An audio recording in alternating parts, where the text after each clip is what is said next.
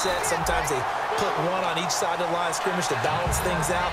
No matter what, though, when you see two tight ends on the field, your first thought is to think run. In this case, the offense was able to run successfully. Bortles will try again on second down. Caught out left side by Robinson. A good gain of 14 there, and it moves the chains. I like watching the wide receiver screen because it's a real teamwork play. Because guess what? The guy catching the ball, he'll get all the credit. But how about the people up to block in front of him, either fellow receivers or offensive linemen? That makes that play a really nice timing play, and sometimes it can break big. 8 yards to go here on second down.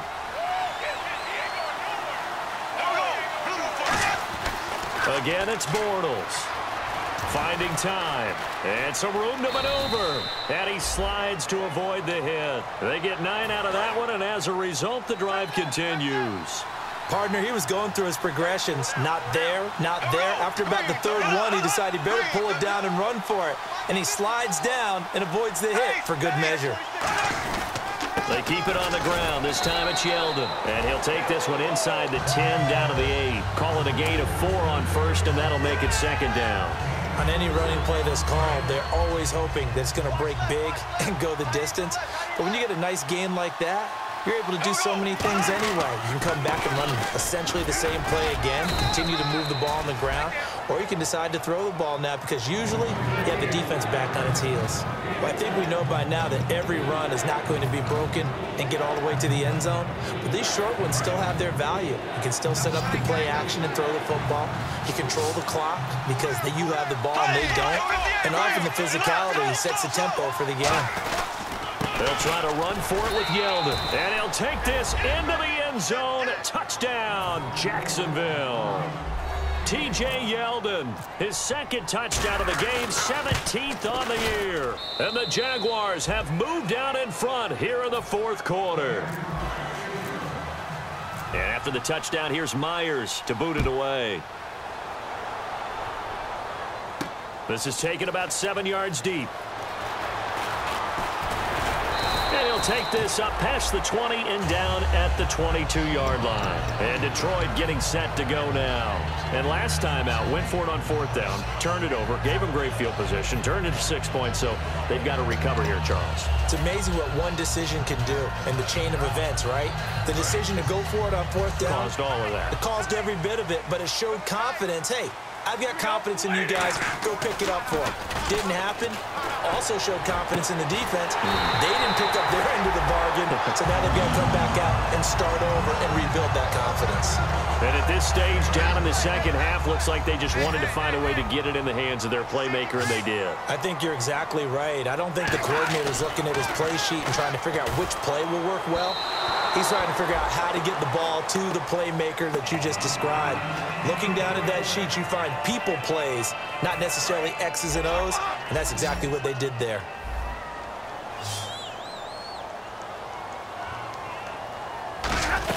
They'll run it now out of the gun. And he'll only get a yard, maybe 2, up to the 46. So second down was a run play. Now let's see what they do on third. And now they're in the hurry-up. Here's Stafford.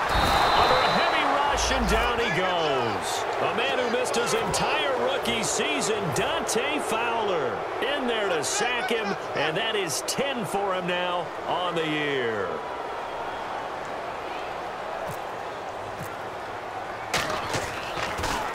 This is away, and a very good kick, angled for the sidelines. This one will sail out of bounds. It'll depend on the spot here. And the side judge says that went out at the 7-yard line. And out now comes Jacksonville as they get ready to go. And that recipe on their last drive that resulted in a touchdown looked pretty good, so they'll be hoping to do that once more.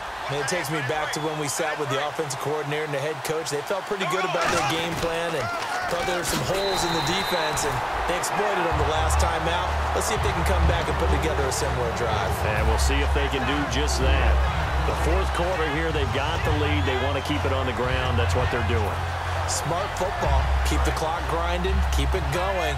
But you got to figure now, they're going to see more people stacked up at the line of scrimmage as they try and bleed it out. Now Bortles completes it to Lee. And they'll get 9 there as that sets them up better for third down. When you see zone defense and you know you've got a drag route on as your primary call, you got to be really careful as a passer about how far you let your guy go because he might wander into some tough coverage. Well, they get the completed pass, but still have more to go here on third down. They go play action for Yeldon. Now it's Bortles. He's got the hook up to Lee. And he's brought down after a good gain. There will always be a place for methodically marching the ball downfield. But when you can pick it up in big chunks and strike like that, have explosive plays, that's often the difference in winning and losing. Those types of plays that can knock a defense off balance, that'll drive a team towards a victory. A gain of 3, second down. And now the Lions going to stop us momentarily as they call a timeout. It's just their first. They'll be down to 2 remaining as we step aside here in the fourth quarter. They'll run it now out of the gun. Looking for a crease, can't find one. Stopped at the line of scrimmage. And we're going to get another timeout called by the Lions. That's going to leave them with just 1 remaining here in this fourth quarter. Throwing is Bortles. And Robinson with a big catch. And he'll be taken down, but not before getting this inside the 30. And fits the exact right word. Over the middle, there's almost always traffic, so anytime you're a receiver in that area, you're not just focused on catching the football. You're wondering where the collision's going to come from, right? Because there's almost always someone there able to concentrate, catch it, and even added a little extra at the end with a short run. Now hang on here. Timeout called by the defense. That will be their third and final stoppage as they'll only have the 2-minute warning now remaining. So they're leading. They have possession of the football, and certainly this is where they just want to milk the clock. They'll toss it to Yeldon. They'll lose a yard, and it brings up third. Time for a break. We'll come back for the electrifying conclusion after this.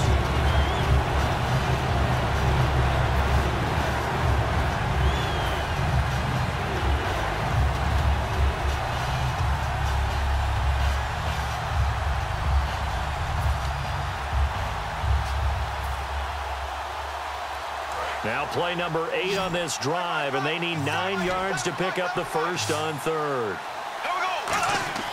Throwing his Bortles on third down. They go with a screen. It's Yeldon. And he's able to get it to the edge of the red zone at the 20-yard line. The screen good for 6, but it's not enough as it leads to a fourth down. So on fourth down, out trots the kicker in a big spot here.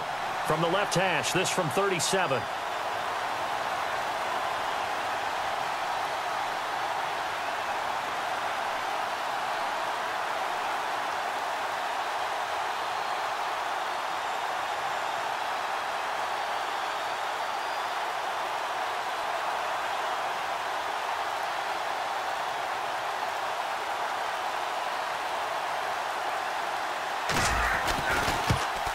And Myers able to knock it through, and that'll make this a 7-point game.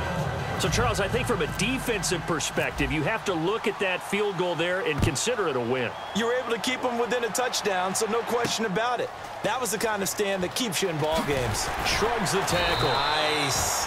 And in hindsight, probably should have stayed where he was as he'll only get back to the 16-yard line. And Detroit getting set to go now. They're down here in a 1-score game, but the time, it's a factor, but it's not a huge factor right now, is it? It's really not, because this amount of time gives them a chance to run their offense, to go through play sequences. And this is what they work on every week in practice, usually on a Friday.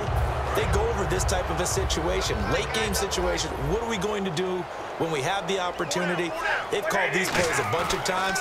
Now's their chance to execute them. They have the opportunity now. Here's the execution. Caught right side, Tate. A nice pickup there of 11 yards, and it'll move the sticks. And he did exactly what they needed him to do, Charles. Got out of bounds. They have no timeouts. And they knew that before the play even began. Still executed it. How many times have we seen it happen where you know it, yet a guy still looking for a timeout or trying to stay in bounds? He got it done. He's back to throw. And it's incomplete. Boy, he doesn't drop many like that one. Second down. I hope I don't sound too rah-rah on that one, but that's the exact right throw. Either your receiver gets it or no one gets it. Give him a lot of credit for being really precise with it. Got rid of it. No one got it. Back to throw. And that'll be incomplete. Golden Tate, his intended receiver. And it's third down. And that incompletion was caused by the defense. I think they were trying to get one into the middle of the field, trying to find a receiver there. But they were in zone defense. And what are the advantages of being in zone? Eyes and reaction. Eyes meaning all eyes are on the quarterback and able to react when he throws the football and rally to that spot. And that's exactly what happened there. Able to get there and knock it away. Whenever they're trying to attack a zone defense, you're trying to figure out where your gaps are going to be. And depending on what type of zone they're playing, it could be on the outside, it could be in the middle, it could be in the seams, in the edges. In this case, they tried to attack the middle of the field, but this zone defense didn't allow it because they were able to see the ball come off the quarterback's hands, and everyone was able to react to the football and knock it away. And out now comes Jacksonville as they get ready to go. They have the lead, obviously, late in the game. I guess the good news for them is if for some reason they would make a mistake, a field goal does the opposition no good. Everyone loves to have a little bit of a cushion, and that helps you immeasurably. But the bottom line is, do all the things that you're taught in order to close out the game. Don't even let that become an issue. Yeah, but still a one-possession game. This one not fully over yet.